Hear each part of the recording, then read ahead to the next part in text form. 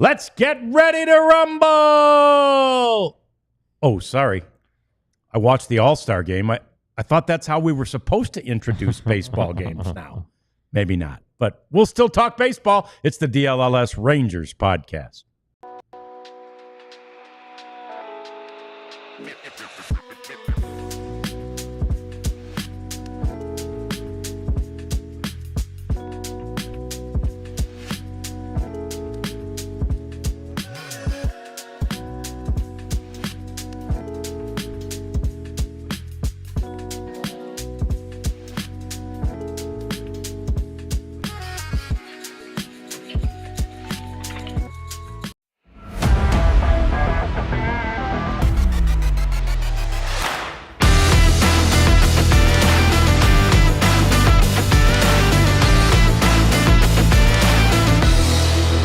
Yeah, the second half of the season for the Rangers unofficially starts right now. It's actually only 65 games left, so significantly less than a half, but a pretty important 65 coming your way as we welcome you into the DLLS Sports Studios. It's the DLLS Rangers podcast. John Radigan, Jeff Wilson, the Queen Cat over here today with the to-do list as long as your arm, but knocking it out step by step. You eat an elephant how? One bite at a time, and that's what the Queen's doing. And frankly, that's kind of what the Rangers need to do, right? If these 65 games, Jeff, are the elephant, one game at a time, one bite at a time, one inning at a time, one at bat at a time. Yeah, whatever cliche you want to do, and they'll glom on to some of them.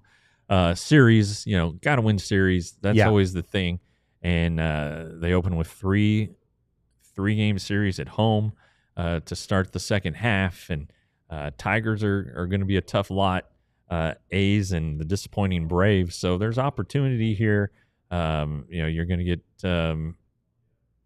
a chance to get a feel for what way this team is really going to go. These are 9 important games when it comes to the trade deadline and things like that.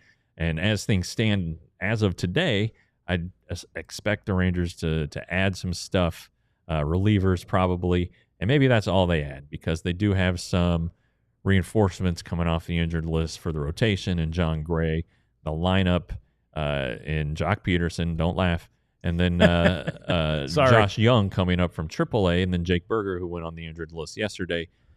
Maybe get this quad thing knocked out, and ta-da, he finds the form that he's had the last couple of years.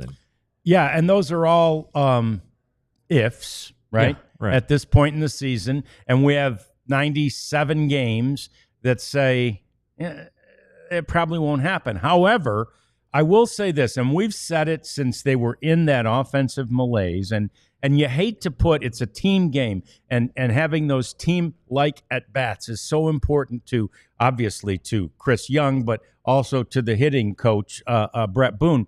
But the reality is when Corey Seager is back in the lineup and being Corey Seager, the entire offense is a different animal, Jeff. It's a different machine. And he's, he came back from the injured list a while ago, and uncharacteristically for him, he had about 2 or 3 weeks where he wasn't hitting the ball. Right. For the last 2 or 3, he has been. And I don't think it's any coincidence that in that time, the offense has shown its best, most consistent sort of duration of the season. Yeah, and it helps tremendously that Marcus Semien is hitting, but Seager's been on base 15, 16 straight games. Yep. He's hitting home runs, he's driving the ball, hits it hard, and he is the straw that stirs the drink, the old Reggie Jackson saying, and it's true. And he obviously doesn't go about it like Reggie, much quieter and more reserved, and but when he's right, it's awesome to watch. It really is. You expect him to do something impressive every time he's up, and you usually don't leave disappointed. But the Semien turnaround has been huge. Yes. Dlls has been better, as we keep saying. He's basically at his career Sure. levels. which is fine. I'm okay with that. Be that guy. Yeah, I'm okay that with guy's that. pretty good. Okay, but you need more consistency, I think, from the bottom of the lineup.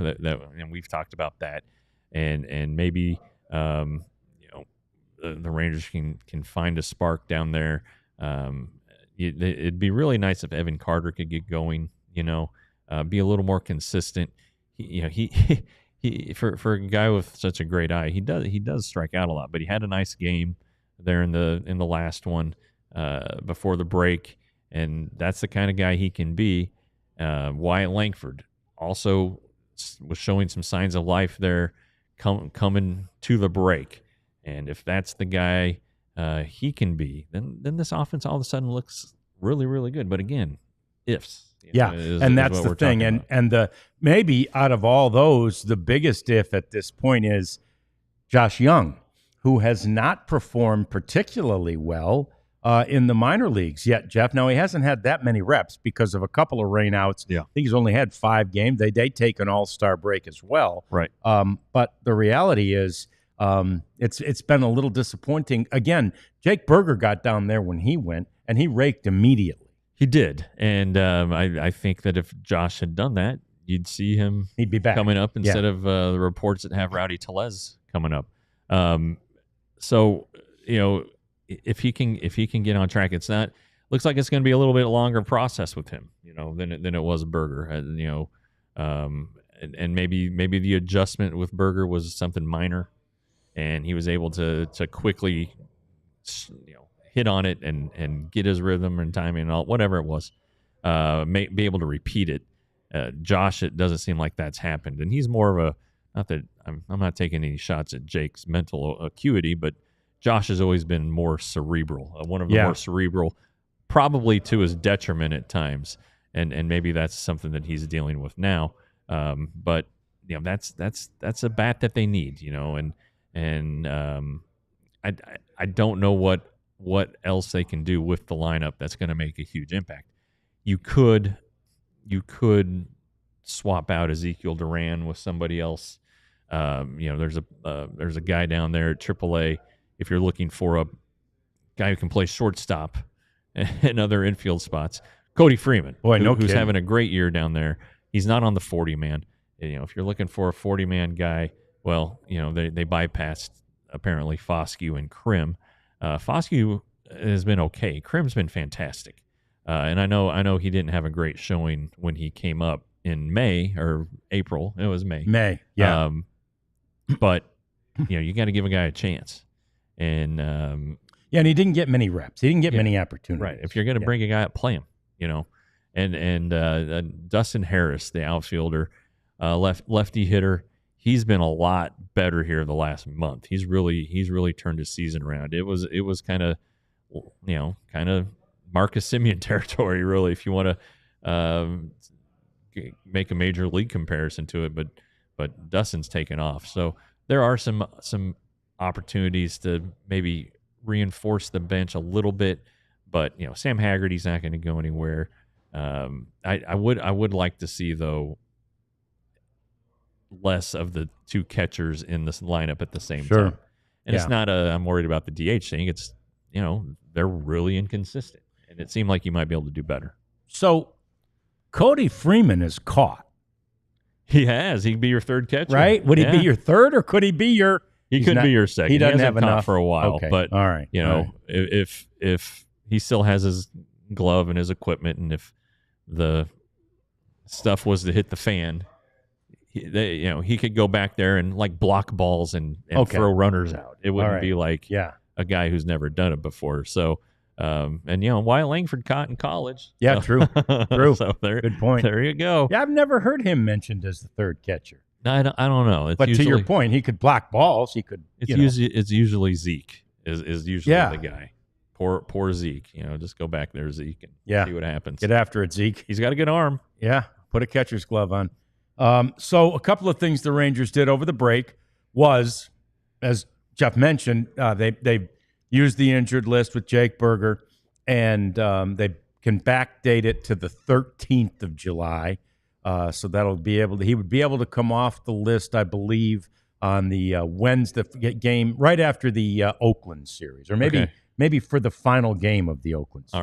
All right. So we can come off Wednesday, and then they did, we hear, decide to pay the All-Star Game bonus in the contract of one Nathan Eovaldi. And, on the surface, you think, well, oh, great. This guy's making $25 million this year, and he gets an extra $100,000. That's like them giving me $10, right? Or whatever, right? Yeah. But it's the thought, right? It's the act of, look, we think you're an all-star. We haven't had a chance to talk to Nathan yet, but I'm sure he felt pretty good about that, Jeff. I would imagine, and I'd feel great about it. And let's be honest. I think this is kind of you do this, and the rest of the league sees it. Maybe some free agents want to come and play for your team because, even if you get snubbed, the team is still going to appreciate you and give you the bonus. So, but I think that it was an egregious oversight by baseball, the players, whatever it was. And it's very deserving, and it is very cool. And I'm sure Nathan will find something charitable to do with it. In that Astros series, both teams wore the Texas Together shirts, and Nathan is a Texas native, and so this one, while he didn't have any ties to Camp Mystic or any of the folks affected by the flooding, it hit hard, Mm-hmm. I mean, it definitely touched him and a lot of others, and especially the guys who are parents and have kids who are the age of those campers. On that note, and I wore the Do It for Dirt hat for a reason. Last night, Pat Green, the country artist, had a benefit concert. He lost his brother, it's amazing, sister-in-law, and I believe a nephew. I think 2 nephews in the flooding. Had a niece who survived, and raising money. And one of the charities that work is to receive the proceeds. I don't know if you call us a beneficiary, but Do It for Dirt's one of those programs. And so we are going to whatever money we get, we will send directly to families affected by the flooding. So. I saw that he raised at least $1 million. Yeah, so I'm looking forward. I haven't, Emily Jones is the de facto president of our group, and she's been the one kind of spearheading this and speaking with Pat Green's wife, and so I've yet to see how much money it is that we're going to be able to distribute, but a terrible tragedy obviously affects all walks of life. Pat Green in Texas circles and across the country is a pretty big star. Yep. And so, and again, the Rangers players will not affected directly by it. We're definitely touched by what happened and glad to do their part. And anybody with an ounce of empathy, right, can totally relate to the horror that hit on July 4th down there in the Texas Hill Country. And amazingly, it continues today, as there's been a whole bunch more rain down there, and cleanup efforts continue being halted because of more threats of more flooding. So, it's a horrible tragedy. And by the way, Pat Green did that concert. He staged it at Globe Life Field. Yeah. And if you're wondering why there weren't fans invited, I'm certain, although I haven't checked on this, but those guys create contracts with other venues who put clauses in there that say you can't do a concert in this area within this time frame. Right. And so, he probably wasn't allowed contractually to let fans come in there, but he certainly was there for everybody on YouTube, and that was awesome. It was really great. Yeah. So anyway, that's some of the stuff that happened over the break with your team. Coming up next, Bill Parcells famously said when he got to the Dallas Cowboys after 3 straight 5-11 seasons, Parcells said, "Well, you are what you are. You are what your record says you are." Are they? We try to answer that question next on the DLLS Rangers podcast. Speaking of concerts, I've been looking at the Game Time app because they're our friends for the secondary market. And if you can't get your hands on tickets, you can do it through Game Time by downloading the app and you use the code DLS. You get $20 off your first purchase. There's some decent ones coming up. If you've heard of Parker McCollum, I've heard of him. He's in town Saturday night at the Dos Equis Pavilion. And then you got a choice to make on Sunday. Kansas. Okay. Or Rick Springfield. Oh, I'm Kansas all the way. Yeah, you're going to carry on. Yeah, I'm going to carry on Wayward Son. You're dang right. You don't want Jesse's girl? No. Okay. Although, I don't know. I hadn't seen her years. But but I will say this. Dust in the Wind was my graduation song. Oh. I didn't like it. I did not vote for, what am I, Dust in the Wind? Yeah, that's not freaking nice. John Radigan, damn it. That's right, exactly. Yeah. Anyway, Game Time, use the code DLS on your first purchase for $20 off. Hey, I found another great use for Shady Rays. They're great sunglasses, but and I told you when you hang them on your collar, a 6-month-old baby could grab them. So last night we're out for dinner, and my 6-month-old granddaughter grabs them, and I'm going to tell you something right now. These right here are great for teething. Right? Mm-mm. And then I also learned one other thing. Moms don't like it when their babies chew on metal sunglasses. So I kind of angered my daughter. But, boy, I tell you what, Gogo really loved chewing on those things. She's teething. What can I say? They're great for everything. Shady Rays. All right, get some. They're perfect for blocking the sun, which is what they're designed to do. They're good looking, and they're great for teething. So go to shadyrays.com. Use the code DLLS. You get 35% off your polarized sunglasses.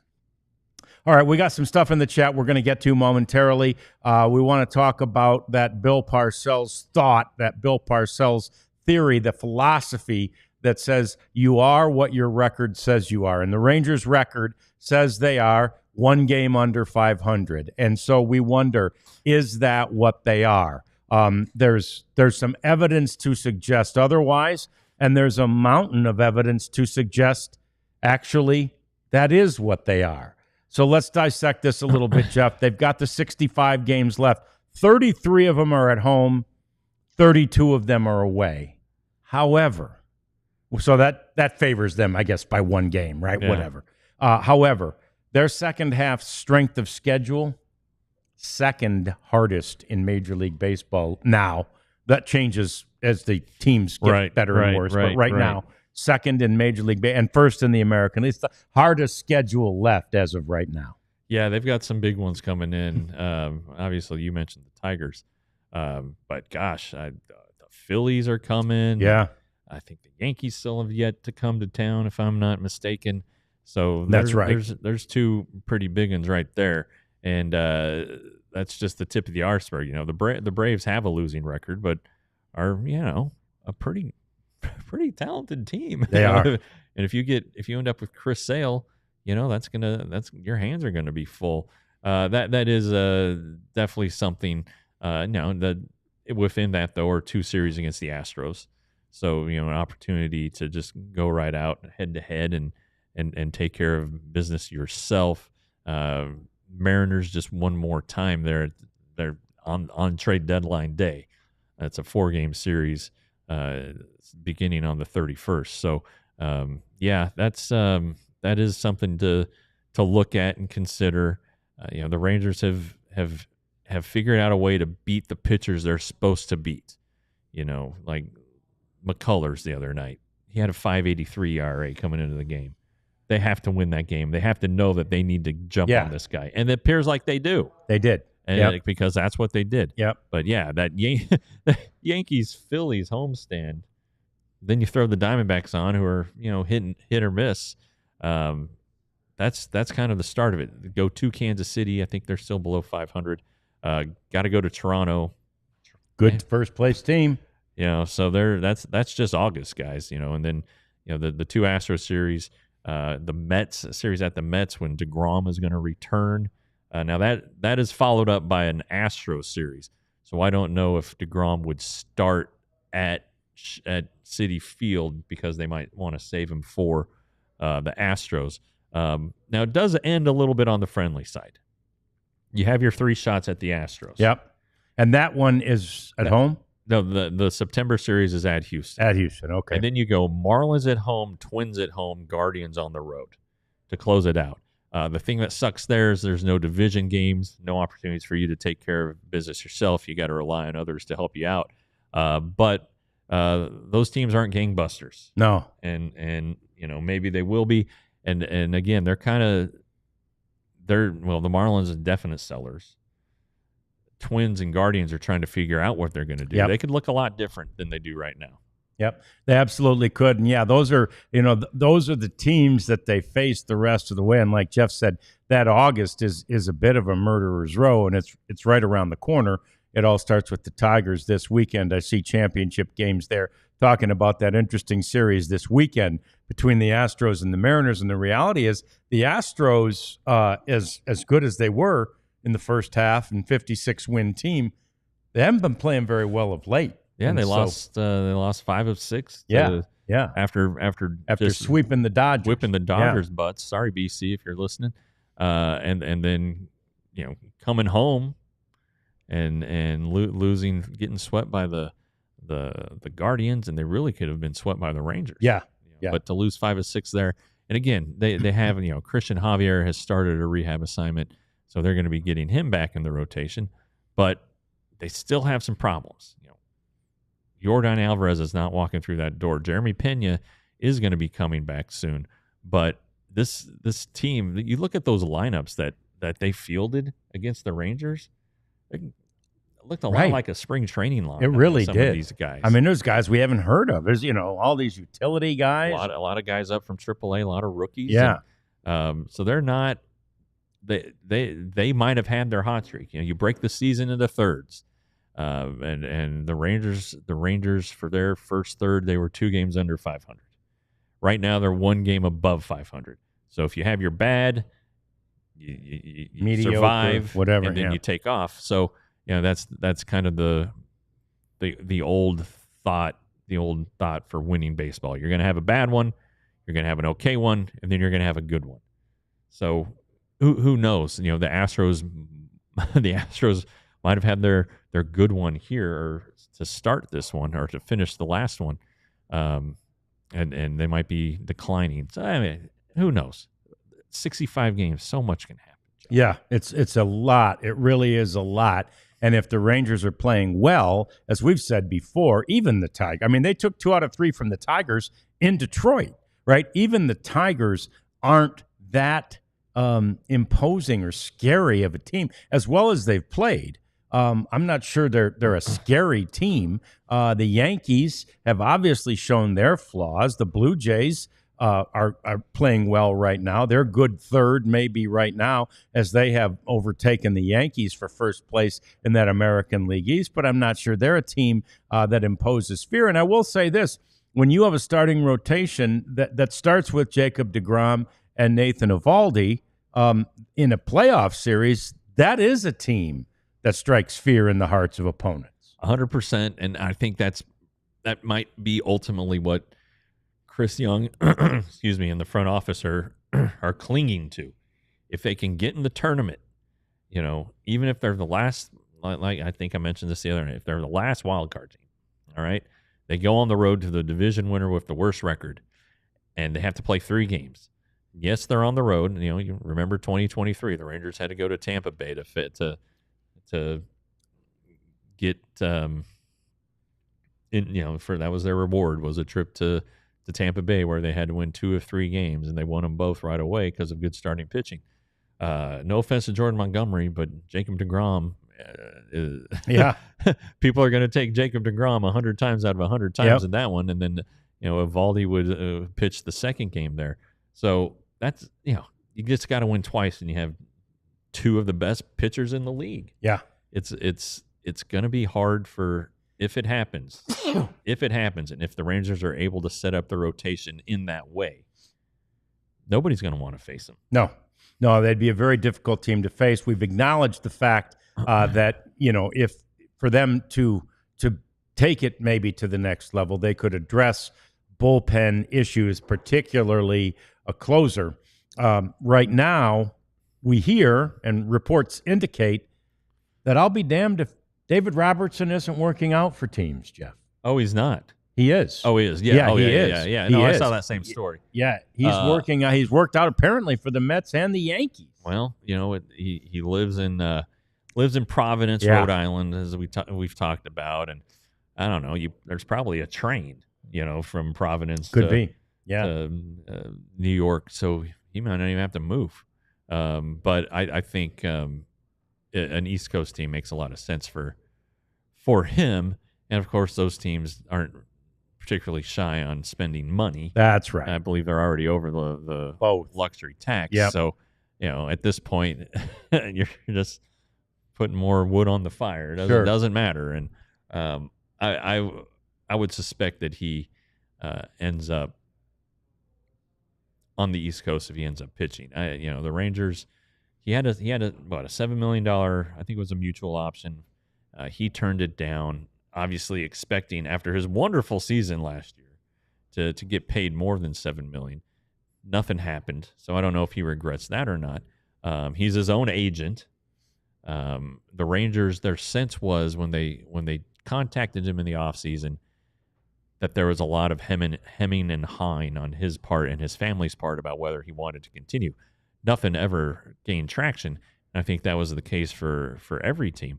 Now, if somebody had come along and said, "Hey, we'll give you $12 million," like he basically got from the Rangers to pitch in 24, I'm sure he would have jumped on it. But I guess that deal didn't exist. And so now what does it look like? 2 months. What is 2 months of David Robertson, who is yet to pitch? So you could look at been throwing, but yet to pitch. Yeah, he has a fresh arm, but he hasn't faced any good hitters.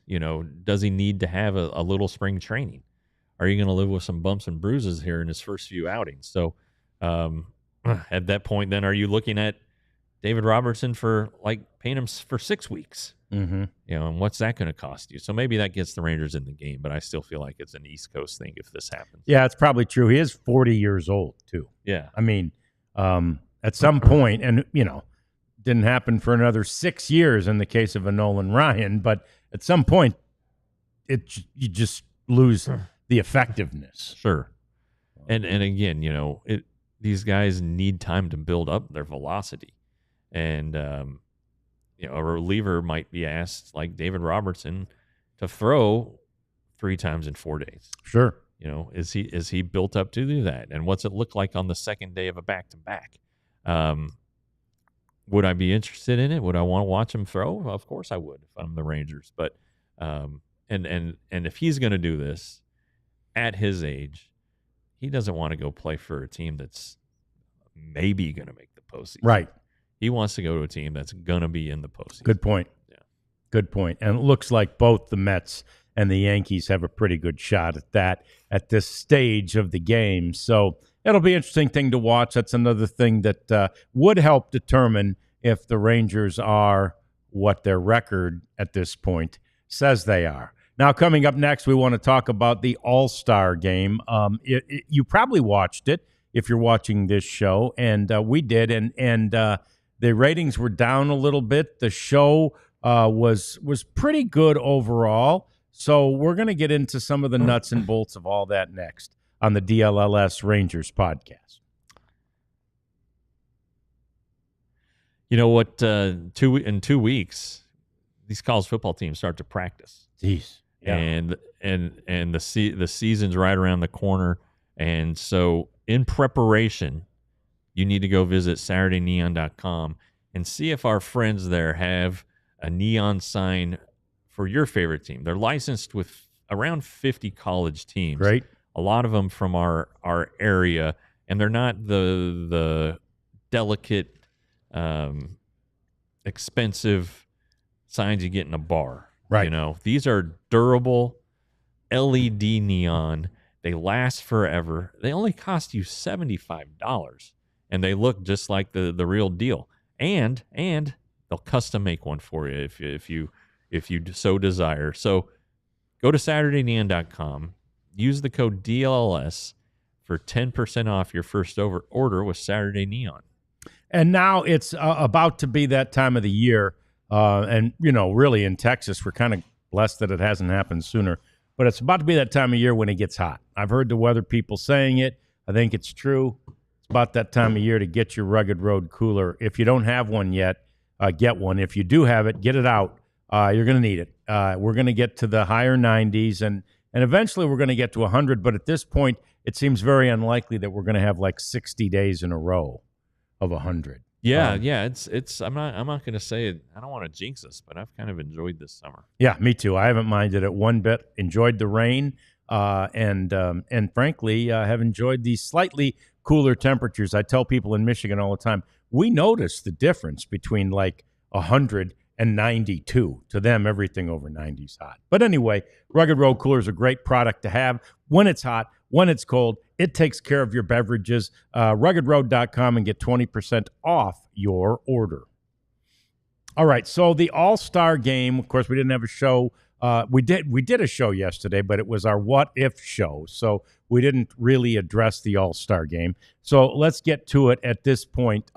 Jeff and I kind of kidded at the beginning with the whole let's get ready to rumble thing. If you just flip that baby on early, you're not sure what you're watching, right? I mean, There's rappers out there, and there's a vibe and a scene and everything. And I'm like, okay, is this a baseball game? And we saw it last year in Arlington as well. But they're showing it up, Jeff. They are. They're trying to reach the younger viewers, and how better to do that than with rappers? And I don't know who any of these guys are. Well, I probably heard of. Who were they? I don't know. I don't know who it was. I think I'd heard of them. Anyway, all right, great. But yeah, you see a lot of these. The Big 12, for instance, is reaching out. But these leagues are trying to get into that younger viewership, and the younger demographics, and whether it's something viral on the social media channels, or whether it's the promise of a cool music act to kick off the festivities. That seems to be where they're going.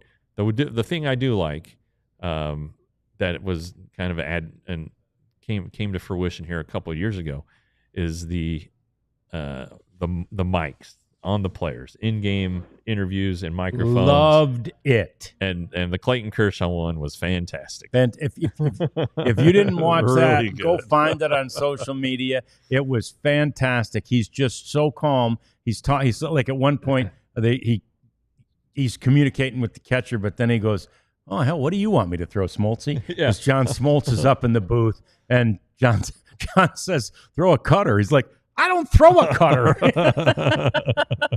It was so great. I loved how he called the fastball the cheese. He's like, I'm going with the cheese again. Yeah. And and he ended up striking out. Vladimir Guerrero was pretty fun. The at bat I watched of that clip. That was pretty humorous. And I'll tell you what, John, I loved the end. I thought the ending was fantastic. And I thought I was going to hate it, and then it occurred to me. The swing off, they call it. If you didn't see, game was tied at the end of 9 innings, and rather than, again, you're on a limited number of pitchers in the All-Star game. They're each only throwing 1 inning. It's not like you're saving pitchers. It makes sense, right? Yeah. To have a couple of coaches come out there and have a swing off. And I must admit, as it was getting ready to happen, I hadn't heard actually that this was the new way. Is this the first year of it? It's the first time it's happened. Yeah, I don't know if they've had a plan for this in the past, but there it was, right? So, and it occurred to me, I'm like, oh, I'm going to hate this idea. And as I'm waiting for it to happen, I'm like, wait a minute. I love the shootout in hockey. Yeah. Not a big soccer guy, but I'm sure I'd like the shootout in soccer too. Something actually happens. Yeah. There's actual shots on goal. Yeah. I'm sitting there watching the first couple of shootouts that we had in hockey. I was on Stars Live with Craig Ludwig at the time, and we're both old men. We're kind of like, here we go, throw away the rules of the game. We're gonna play. And both of us are on our feet by the end of the shootout. Yeah. It's like, whoa, look at this. This is great. And I think maybe this is, and I saw somebody quoted saying, I think this might be a model for extra innings. And frankly, I think I might like it better than the Ghost Runner. I would definitely like it better than the Ghost Runner. But, I think that's a step too far. I don't know that it's going to happen. But I do think, honestly, you look at the game, the ABS, the challenge system was in place, and it got employed late in the game. Yes. And the umpire did a pretty good job. Yep. Vic Carapazza did a fine job. And then so that was cool, and that's something MLB has been pushing that is going to implement. So maybe float the little balloon of the swing off for extra innings. Sure. Maybe the home team decides what to do. I'm sure that Bruce Bochy, with all those 4 straight extra inning games, probably by the third one would have been like, all right, let's swing it off. Yeah, absolutely. And even though the Mariners had Cal Raleigh and Rosarina and I don't know, whoever else hits home runs. We got nobody that can hit one out. Corey Seager can only go once, Yeah. but send up Corey and a Dlls and somebody, and hopefully they run into it more than the other team. Yeah, and it's a good question by Rarities, and it's pre-picked.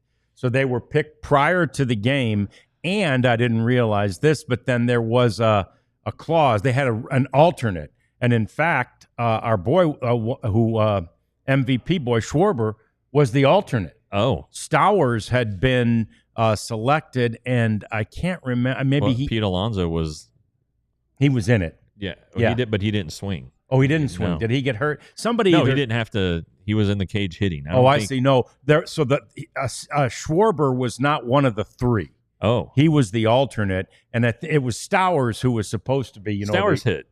Did he hit? Okay. Yeah. Somebody else was supposed to be in there, and they either had to catch a flight or something happened, and they were gone. So the alternate, Schwarber, the first ever MVP of an All-Star game, who didn't have a hit. And by the way, I think to Rarity's point though, all the starters, Ohtani, Judge, all the guys you'd want to see, they are gone. Yeah.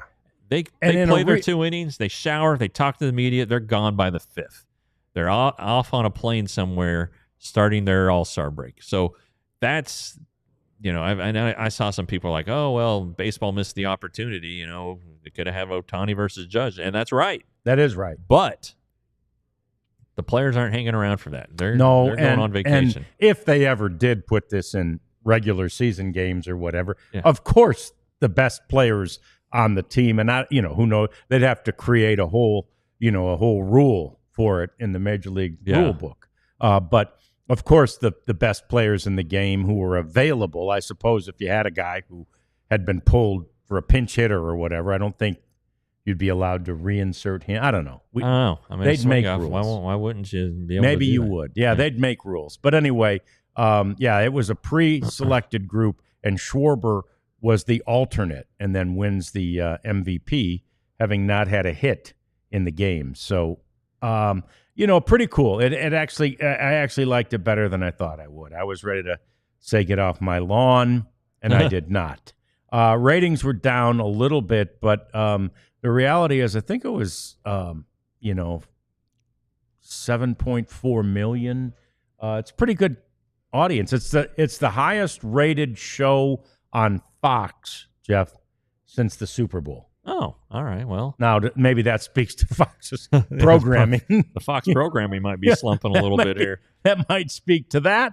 However, I don't think it approached any Super Bowl type numbers. But it was a good show. I enjoyed it. I loved the Hank Aaron tribute.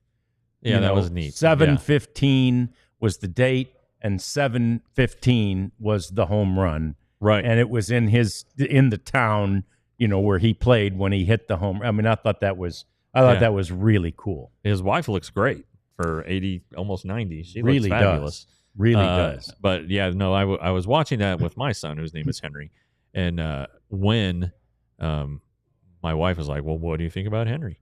The first thing that came to mind was Milo Hamilton's call. There's a new home run king of all time, and it's Henry Aaron. So I was able to finally tell Henry, listen, this is why I checked off on Henry. So so that was cool. But yeah, I mean, I saw something the other day on one of the socials, like the best MLB teams of all time, and they didn't have Hank Aaron on. Come the team. on, and they didn't. I also didn't have Willie Mays on the team, which is ridiculous. So you can't. Yeah, and they said it during the broadcast. If you subtract every one of Hank Aaron's 755 home runs, he still has more than 3,000 hits. The guy could play. He wasn't just a home run hitter. He was a really good hitter, and he had a good arm in the outfield. Not as good defensively as Willie Mays, and probably not as good as Roberto Clemente, who did not hit 500 homers, but he did have 3,000 hits. But it's a good tribute, and they have the Hank Aaron Award at the end. At the end of every year, that's given out during the World Series. For a guy who did so much, he seems to, for whatever reason, not be in that Mays Mantle discussion. And maybe it was because he wasn't in New York. And at the time, Milwaukee might have been like, being in Fiji for baseball. Yeah. I'm not sure, but I mean, he beat the Yankees in the World Series in 57, or 58. And this was just a good player. So and we don't forget about Clemente, who was in Pittsburgh. I mean, granted, it's a little closer to the East Coast. And his death kind of, I suppose, but Hank Aaron, the stuff he had to put up with as he was during the chase. If you do make it out to the Hall of Fame ever, those, he and Jackie Robinson obviously had to endure a lot. There's some like letters and the death threats and things. It's documented at the Hall of Fame, and it's pretty powerful, sobering, and it kind of lets you know, hey, and as he's going toward third and rounding third, those two fans that jumped out, there's no security stopping those. How do those guys get to him and are able to pat him on the back? Right. And I saw a story, I don't know, celebrating an anniversary of the home run years ago, and they talked to those two guys. They're like, no, we were just out there. It's like, this is awesome. We want to show our appreciation. And they just patted him on his back. But God dang it, they came in from right field. And, they came a long way, and nobody stopped them. And of course, there not too long after that, Craig Sager was right out there too. Yeah, I saw that too. Ready to interview him. So that was early. There's a Craig Sager story. Yeah, early in the great Craig Sager. In 2010, TBS or TNT, whatever, is covering the postseason. All right, and Sager, he has on one of his colorful suits or whatever. After I think it was after the Rangers clinched the ALCS against the Yankees, and Tommy Hunter just doused Craig Sager, who at the time was battling cancer, just killed him with a beer. Just shook it up and just sprayed it all over him. And Tommy had no idea who he was. Apparently, Tommy had never watched an NBA game. But I was like, come on, man. Yeah. Dude's got cancer, man. Come on. Let's go. Leave him alone. God. One last thing, too, about the mic'd up segments. Did you catch the Jacob Wilson? I did not. Jack Wilson one? That was great.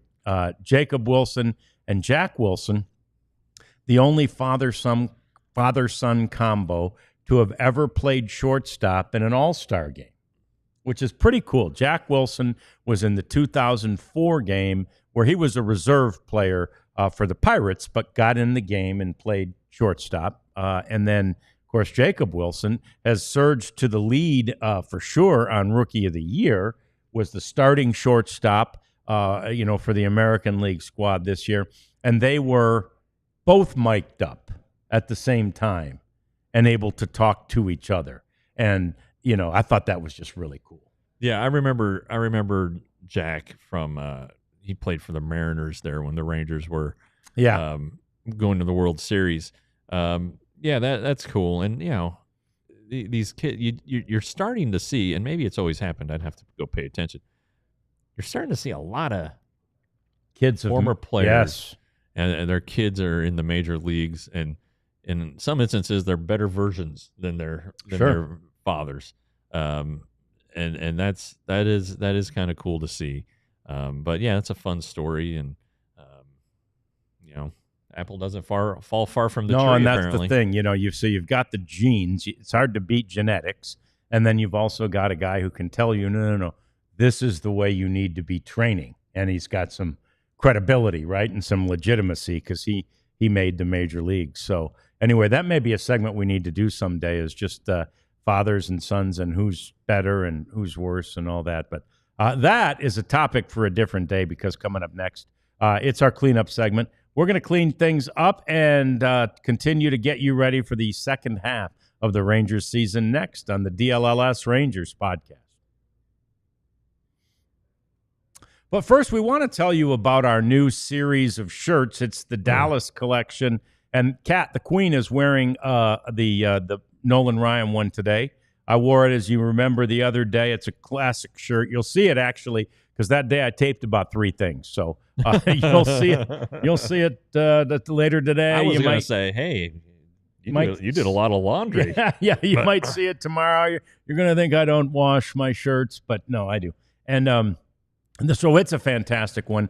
Jeff had the black and white Dallas versus y'all. Is that what it says? Yeah. Dallas against y'all, whatever. Versus. Yeah. And then there's those other great ones too. So go to store.allcitynetwork.com, store.allcitynetwork.com. I might have said that too fast.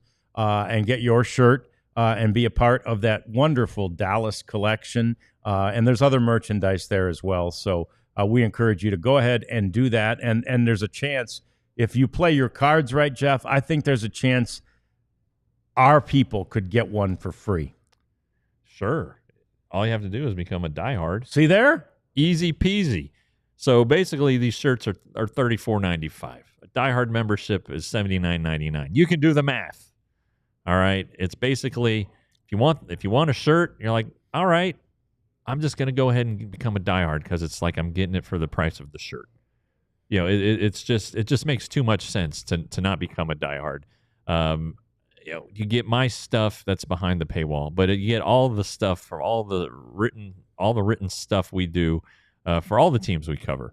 And nobody covers the 4 Metroplex professional big teams. I don't want to slight the WNBA, but the 4 legacy professional outlets or outfits like we do. We're better than the other guys. Just trust me. So go to scan the QR code or go to allcity.com/join.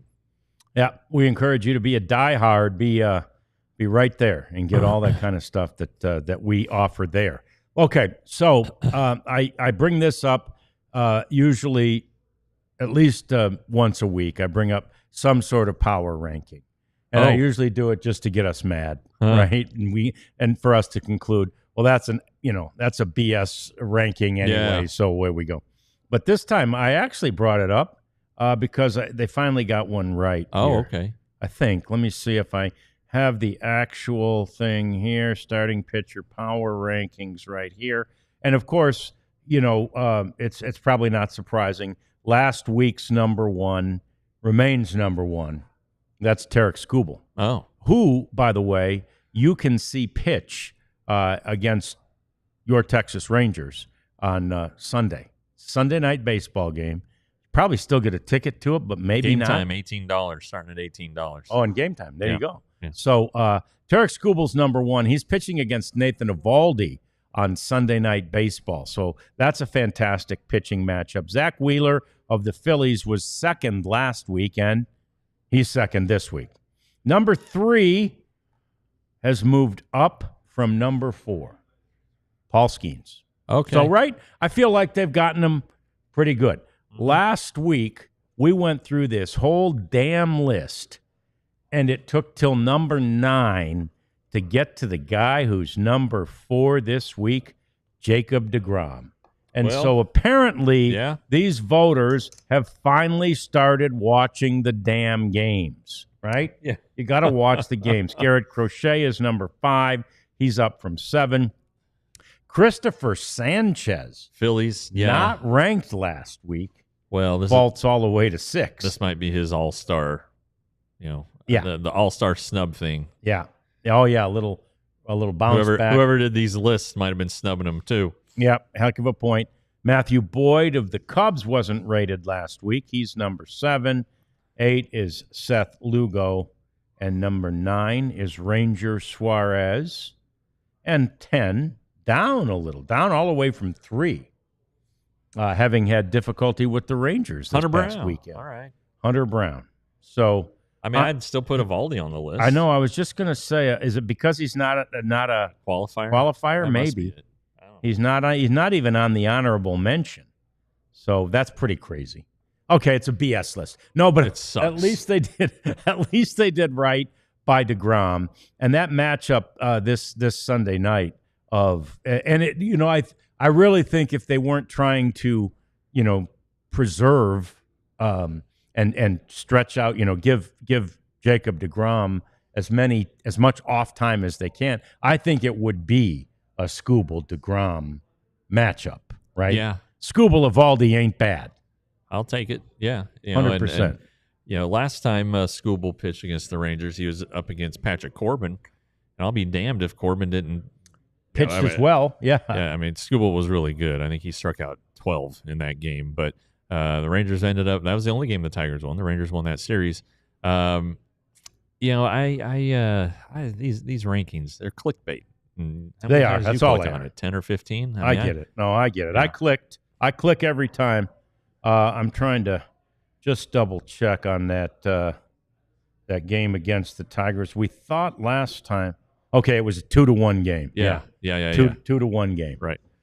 So Patrick Corbin once again allowed 2 runs or fewer and lost. So that was tough. But like Jeff said, the Rangers won the next 2.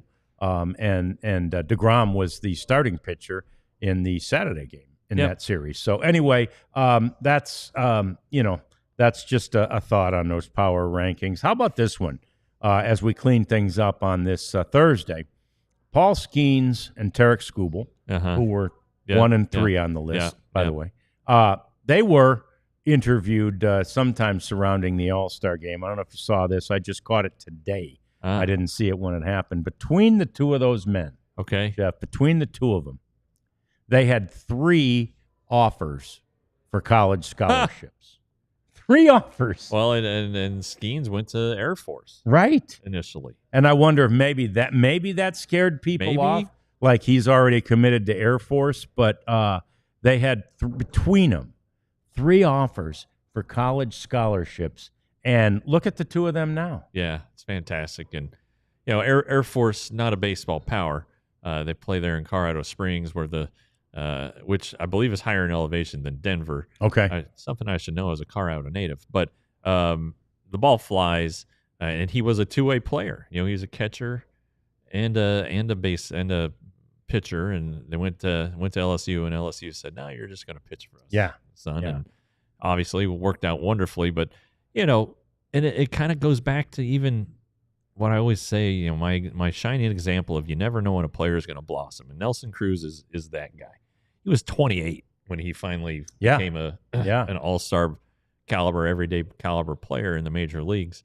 So, and on the heels of the draft, it's like, obviously it's very inexact. You have these 2 guys, a Cy Young winner and a future Cy Young winner, a guy who's dating Livy Dunn, and, scouts just missed it. Yeah. It's unbelievable. So, what does that say about these guys who are taken in the top 10? They can't miss. They're going to be stars. And you never know. You just never know.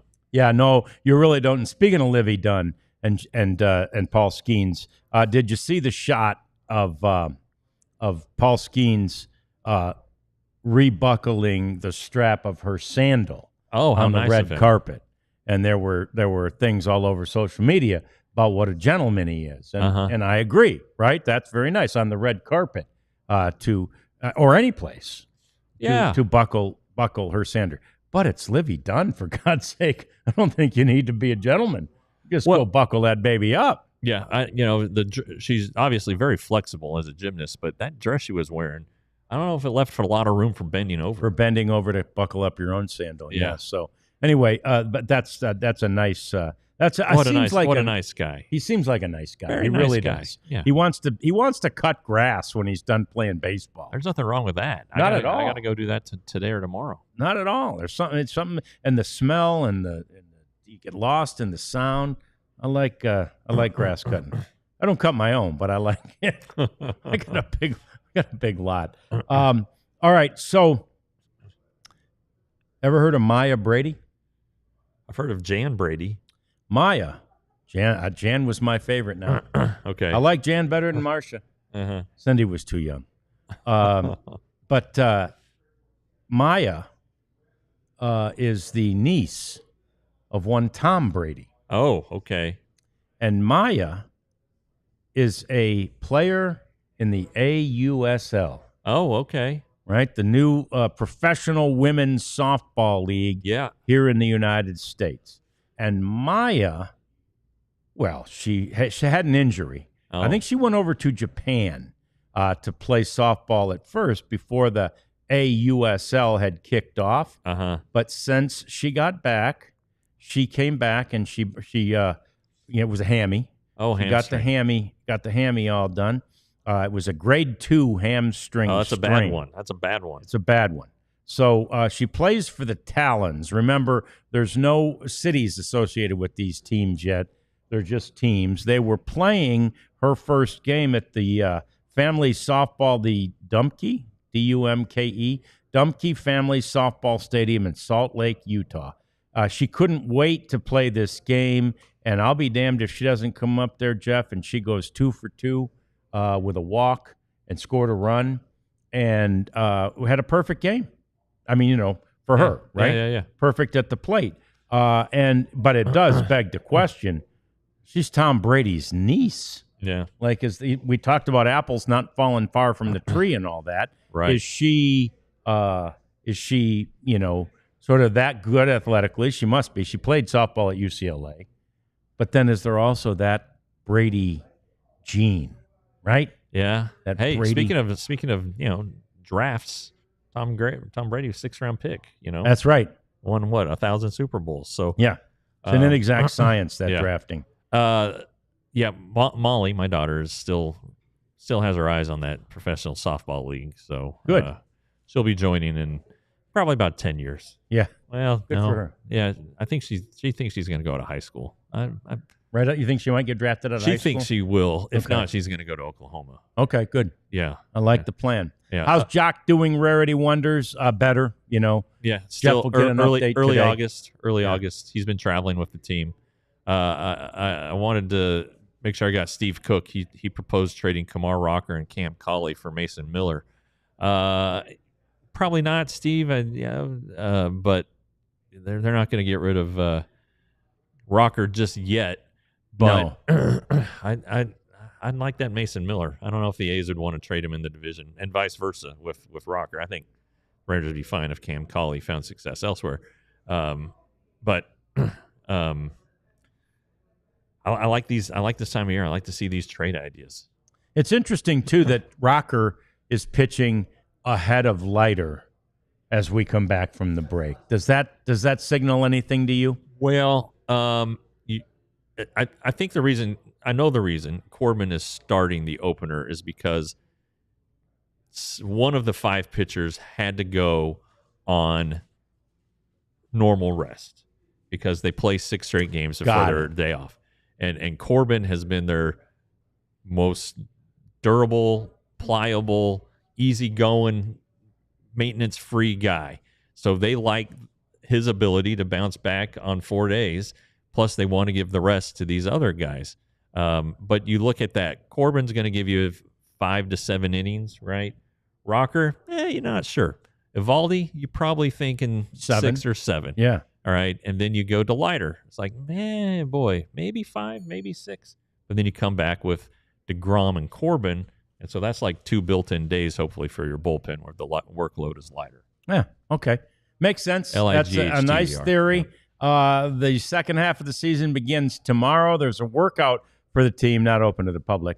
Workout for the team today at Globe Life Field. We'll be all over that, and we'll be around tomorrow as we try to take a look at the second half And back next time you talk to us will be Sunday as we wrap up that Tigers series. It'll be you and Abby, though, because I'm going to be on vacation. Yep, Jeff's heading for vacation, so Abs and I will be on that series finale. That's Sunday, right after the game. We will see you then on the DLLS Rangers podcast.